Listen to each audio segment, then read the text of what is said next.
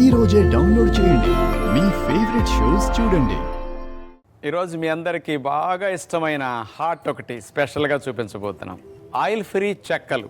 మామూలుగా టీవీలు చూస్తూ కానీ పిక్నిక్లో కానీ బయట జర్నీలకు వెళ్ళేటప్పుడు కంపల్సరీ, లేకపోతే పిల్లలు హాలిడేస్కి ఇంటికి వస్తే వాళ్ళ తిరిగి వెళ్ళేటప్పుడు అందరూ పెట్టించే హోమ్లీ ఫుడ్ చెక్కలు. బియ్యపిండితో ఆయిల్లో వేసిన చెక్కలు చేస్తుంటారు. కానీ ఇక్కడ మనం అసలు బియ్యపిండి వాడకుండా అటుకుల్ని ఇక్కడ స్పెషల్గా ఉపయోగిస్తూ ఆయిల్ అస్సలు లేకుండా కరకరలాడే విధంగా క్రిస్పీ చెక్కలు మన పద్ధతిలో హెల్దీగా ఎలా తయారు చేసుకోవాలి ఇప్పుడు మనం చూడబోతున్నాం. మరి కరకరలాడే చెక్కలు తయారు చేయడానికి మనం తీసుకున్న పదార్థాలు ఏంటో ఒకసారి చూద్దాం. ముందుగా అటుకులు నీళ్ళల్లో వేసేసి ఒక నిమిషం ఉంచేసి నీళ్ళని పిండేసి తీసుకున్న తడిపిన అటుకులు 1 కప్పు తీసుకున్నాం. శనగపిండి 1 పావు కప్పు, పుదీనా ఆకులు కట్ చేసినవి చిన్న ముక్కలు 1 పావు కప్పు, 1 నిమ్మకాయని రసానికి కావలసినట్టు కట్ చేసి పెట్టుకున్నాం.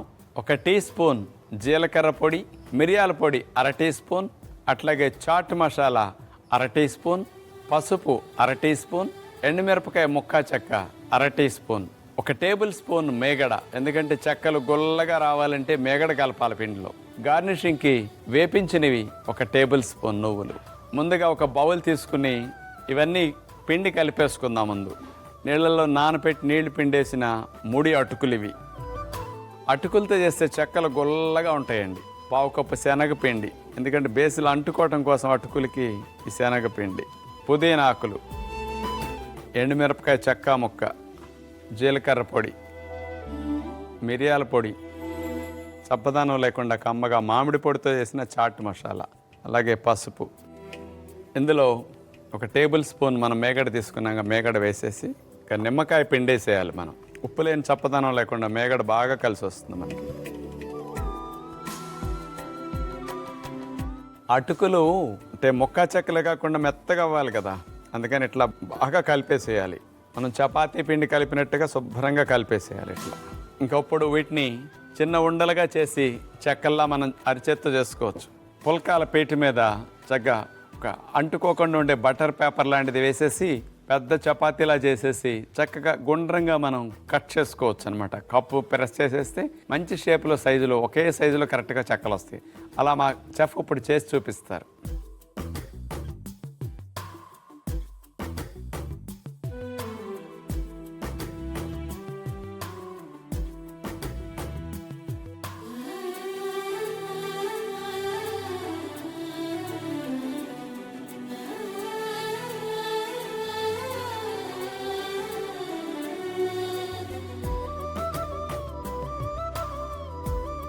మన చెఫ్ తయారు చేసిన చెక్కల్ని ఎయిర్ ఫ్రైయర్లో పెడుతున్నాం. 15 నిమిషాల సేపు పెట్టాలి.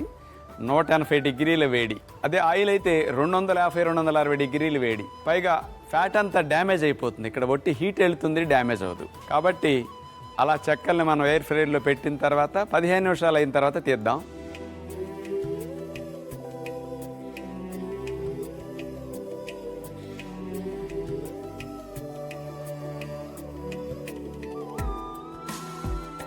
ఎయిర్ ఫ్రైయర్లోంచి ఆయిల్ ఫ్రీ చెక్కలు ఎంత కరకరలాడే విధంగా క్రిస్పీగా చూడటానికి చూడండి ఆయిల్లో దేవిన విధంగా ఉన్నాయో. అటుకులతో కాబట్టి కొద్దిగా మందంగా చేసుకోవాలి. ముడిబియ్య పిండితో అయితే మనం పుల్కా పిండి చేసినట్టు పలచగా చేసేసి అట్లా పెరుగు కప్పు కానీ గుచ్చామనుకోండి కరెక్ట్ షేప్లో కట్ అయిపోతాయి, సింపుల్గా వచ్చేస్తాయి అట్లా.